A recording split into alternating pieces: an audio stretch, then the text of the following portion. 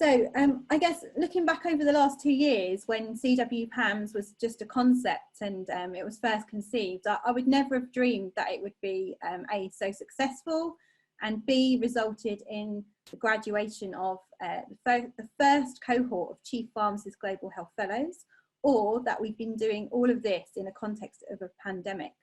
I'm incredibly proud of all of you here today and everything you've achieved, you know, all on top of your day jobs in the midst of a pandemic, and, you know, juggling hundreds of different things in your own personal lives as well. I can only imagine.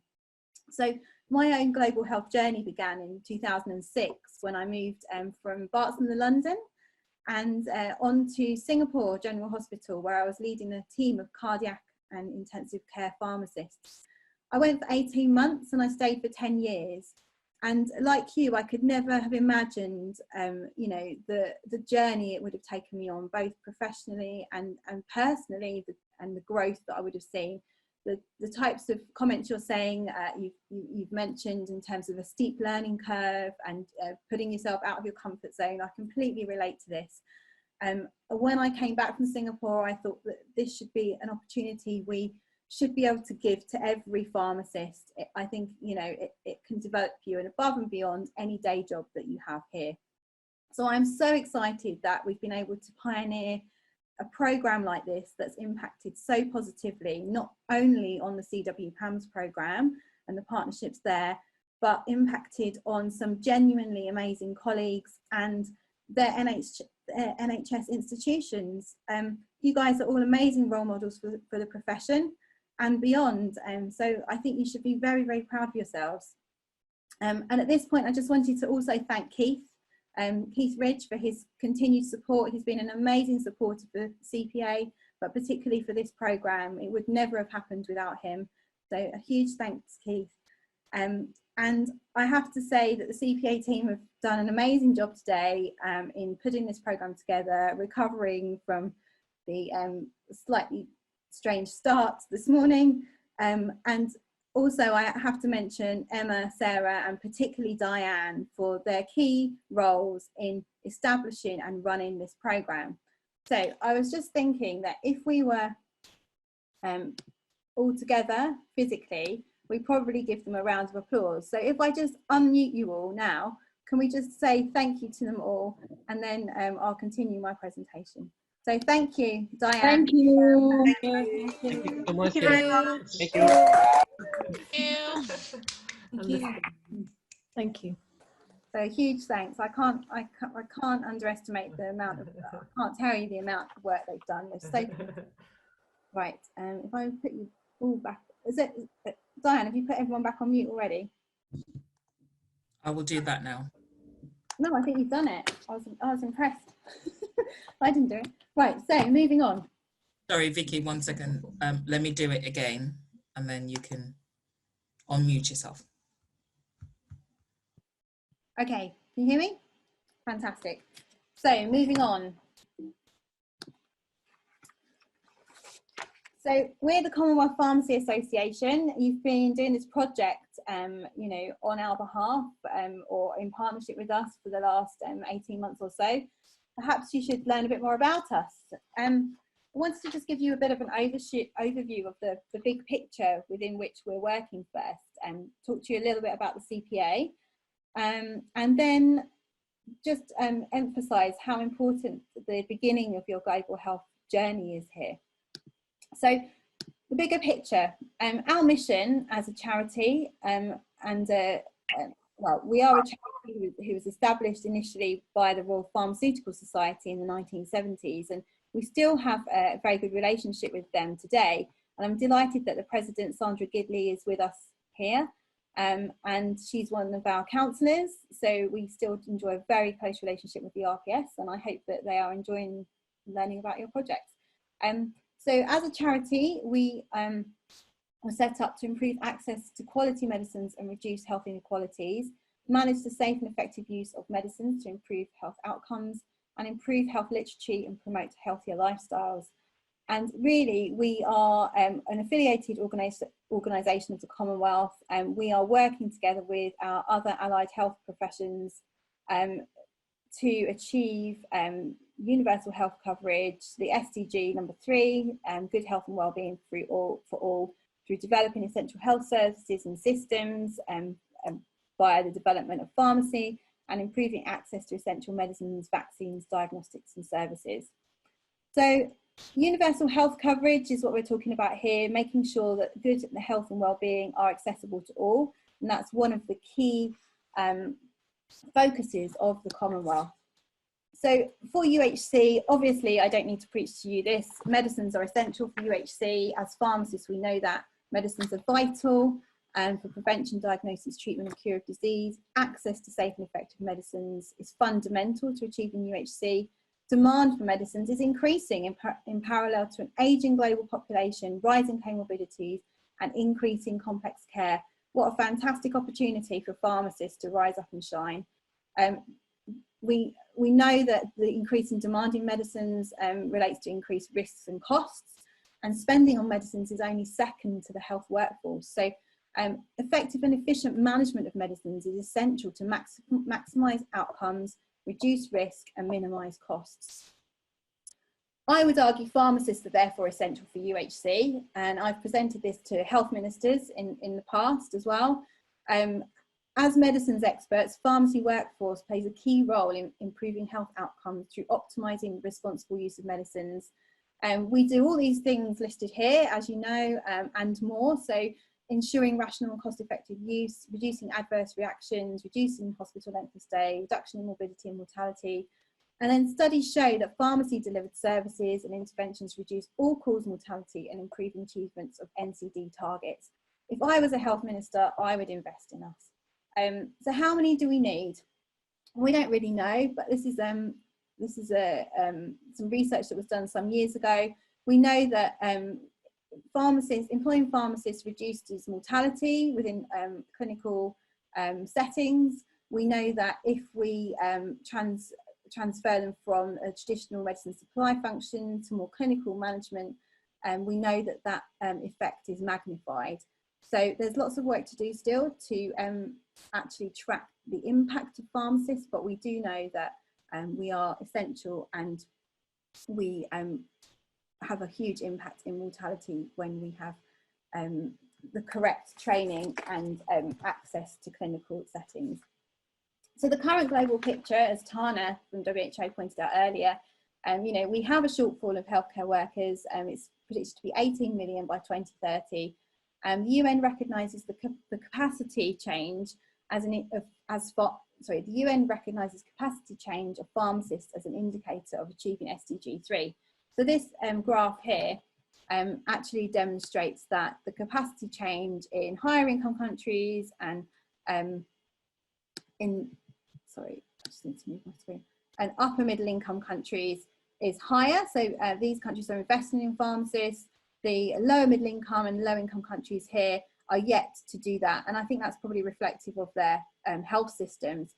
One thing that we do need to make sure of, which I'm sure you've all picked up on in your fellowships, is that if we are increasing the number of pharmacists, we need to make sure that they are integrated into the multidisciplinary teams, and that there's jobs for them to go to, and that they're remunerated. So this is kind of the space that CPA finds ourselves in.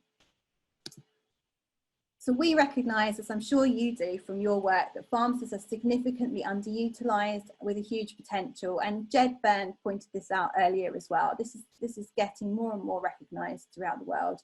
You know, we have a huge potential. We're experts in medicines, highly skilled professionals, often we're the most accessible health professionals in a health system. And in the Commonwealth, we have a disproportionately young pharmacy cohort. So there's a lot of potential there to work with these young pharmacists to help develop them in terms of their careers, with mentorship, and also to make sure that they have jobs to progress onto. Because the sad thing is we lose a lot of them early on in their careers. So the work that you guys are doing in your fellowships, the mentorship that you've provided, the buddying that you've done, just being there, I'm sure has made a huge difference to people's careers. So do not underestimate the effect of building relationships. And I think Jed pointed out in the chat box as well, this is health, this is all about building relationships, and you've done a great job on that. So our vision as CPA is to empower pharmacists to improve health and well-being throughout the Commonwealth. We seek to reduce health inequalities, reduce mortality and morbidity, and improve quality and well-being of life through pharmacy. And that really relates to ensuring healthy communities and progress towards universal health coverage. So a little bit more about us. We are an accredited organisation of the Commonwealth. I don't know how many of you know much about the Commonwealth. I didn't know loads about it, I have to say, before I started working here, but it is a very extraordinary network, a very diverse network, and very vibrant as well. And the Commonwealth spans 54 countries over every continent. It represents a third of the world's population, and many countries are low and middle income countries with a high burden of communicable and non-communicable diseases. And as a registered charity, the CPA is a civil society organisation, which means that we are distinct from government bodies and commercial actors. We're in special relationships with WHO, and our collaboration plan supports a number of the SDGs, and these are particularly related to the access to quality essential health services around developing the health workforce, raising awareness of AMR, and supporting the delivery of national action plans. So that's how CwPAMS really fits into our work here. 50% of the Commonwealth population are young people and children less than 25 years old, and we work closely with the Health Youth Network as well, which is an important part of our work. So our position in the Commonwealth is quite unique, and we really have this bi-directional approach where our members are the national pharmacy associations of each Commonwealth country. So we work with the National Pharmacy Association, which would be the equivalent to our Royal Pharmaceutical Society. We deliver resources and opportunities and tools through the National Pharmacy Associations to their members, but we also have a role in advocating for the profession at a much higher level. At a government level, we have access to the health ministers and also the heads of government through our various advocacy channels. So it's important that we can help to amplify the messages of the National Pharmacy Associations through these channels, and to actually provide a collective voice for the profession throughout the Commonwealth.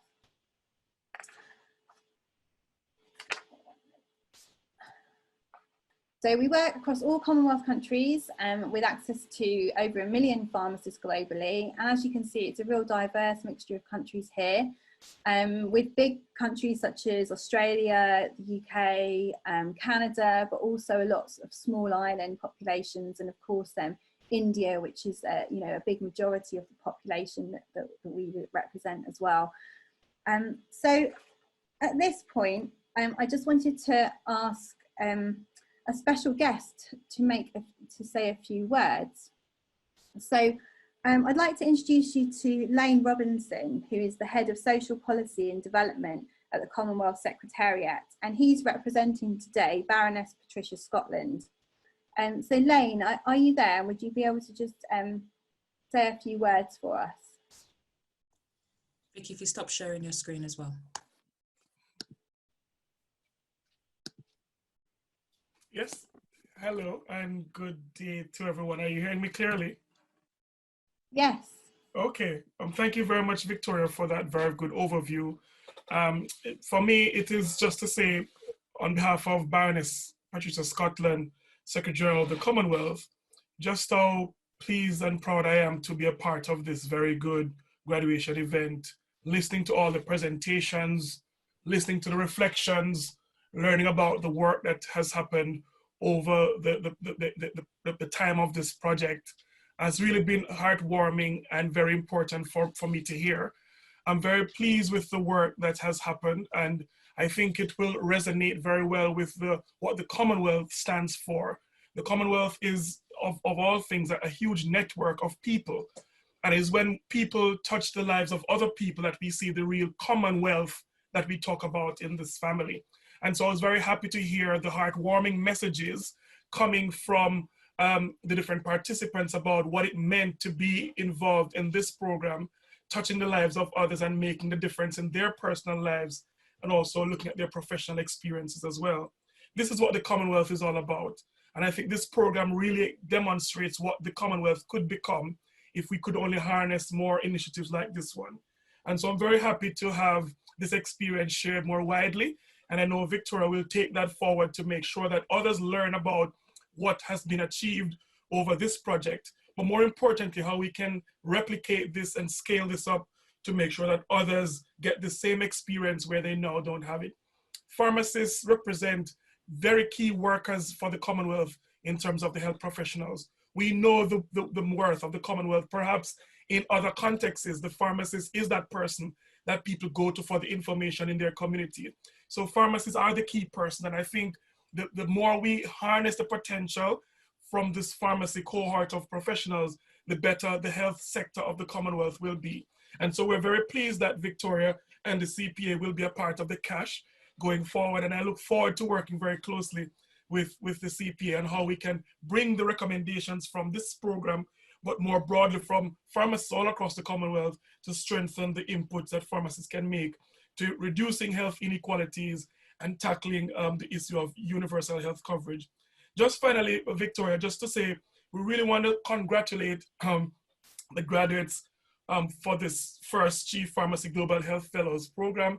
And just to say, again, you know, you have demonstrated why this is so important, both personally and professionally. And I was just so heartwarmed to hear your experiences and to sharing that joy that you have had of the life-changing experiences, having been out in some of the other countries and learning and working alongside others. Today, I know that this graduation is the beginning of something wonderful and great. And I hope that the Commonwealth can indeed continue to invest in programs like this so that your vision of what this has meant for you will actually take root with other persons going forward. So a big congratulations to everyone, all the graduates. Congratulations to all those who worked alongside the program to organize, to get this going, to keep it going. And I look forward to seeing how we can, as a Commonwealth, share this experience with our ministers, because I think they need to know about the powerful lessons that have come forward from this. Thank you so much, Victoria, for giving us a chance. And again, on behalf of the Secretary General, a wonderful big congratulations to everyone associated with this program. And we wish for you all the best as you go forward into your personal and professional careers. Thank you very much. Thank you, Lane. Really appreciate your support all the way through this. And just to let you know that the Commonwealth have been so supportive, and we were able to actually present some of the initial results to the health ministers before lockdown. So, you know, that's amazing that you guys, you know, have got to the point where we're presenting this at ministry level already, even before the project had finished. So thank you very much for your support, Lane. See you soon. Right. I'm just going to continue with my presentation now. I just need to get back my screen. Just get back to presentation.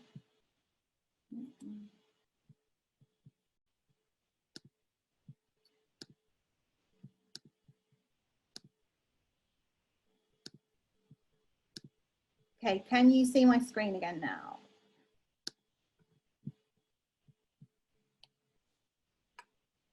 Yes, we can. Right, we're nearly finished, so moving on. So just to give you an overview of our approach to our work is approached very collaboratively. As Lane pointed out, people are very important to us, building those relationships, working collaboratively, both with member organisations and policymakers, and through that developing resources, networks and opportunities to deliver practice and educational resources, knowledge and skills exchanges, advocacy and campaigns, to ultimately achieve this goal, which, you know, we're all working towards as part of the Commonwealth, as health professionals, you know, reducing health inequalities, reducing morbidity and mortality, and increasing wellbeing and quality of life. And just on this point, I wanted to invite a second guest on board here, who has been part of this project from its conception. So Louise McGrath, are you there just to say a few words about our partnership working and how we, together with THET, who's the Tropical Education Trust, have really worked well in partnership to deliver these, to deliver the Commonwealth Partnerships and Antimicrobial Stewardship. I think Louise, that is, you know, that's priority is the partnership working, and you have a really good model here. So I just wondered if you could say a few words about our experiences of working together in partnerships. Are you there, Louise? Yes, I am. Thank you, Vicky. And I mean, it's been such a pleasure to hear all of the presentations from the fellows, from the partnerships, from CPA and other colleagues. I mean, I think what's been achieved in this program is phenomenal. As Vicky says, partnerships and health partnerships are at the core of THET's work, all of THET's work, but pharmacy hasn't been a key focus previously. There's been some pharmacy activity, but not a major focus. So it was such a great opportunity to be able to partner with CPA on this program, to be able to give a major focus to pharmacists and pharmacy, and on antimicrobial stewardship in particular. But I don't think any of us envisaged that with this small amount, or relatively small amount of money, in a relatively small amount of time, that anywhere near this degree of change could have occurred. So I think all of us are really blown away by just what you have all achieved through your work on this program. I mean, I think the fellows in particular, but all of those involved in the health partnerships have shown such great leadership and motivation and commitment. I mean, it's been really phenomenal. So we're extremely proud to be a part of this, but, you know, really thank you all for the amazing work you've put into this. And to CPA, you know, you really, the strong technical and I suppose the professional leadership you've shown to your peers and colleagues in the pharmacy profession as well. It's been really fantastic to work with you. So we look forward to further partnership working with CPA and to many of you. I also just wanted to really highlight the thanks to Keith Ridge, who has, as has been said, has been really phenomenal from the very beginning, showing real leadership himself in recognising the value of this global health work, and to Dame Sally Davies, who has been a real supporter of this from the very beginning as well. I don't think without her it would have really, we would have been able to secure that small pot of funding from the Department of Health. So I think that's hugely valued and appreciated as well. Yeah, so thank you everyone. Really huge congratulations for all you've achieved. It really is very impressive and very moving. I think a number of us were moved to tears through some of those presentations. So thank you everyone. Thanks, Louise. It's really great to hear from you. I remember those days back about 2 years ago when I was heavily pregnant and we were meeting in London coffee shops to get this all off the ground. So thank you for your continued support, and your team have been you know, amazing.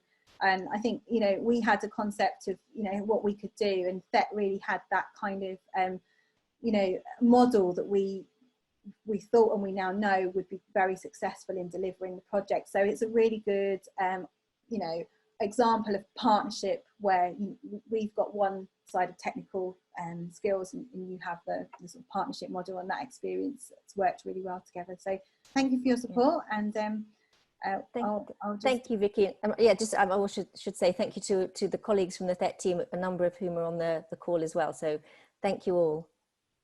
Thanks.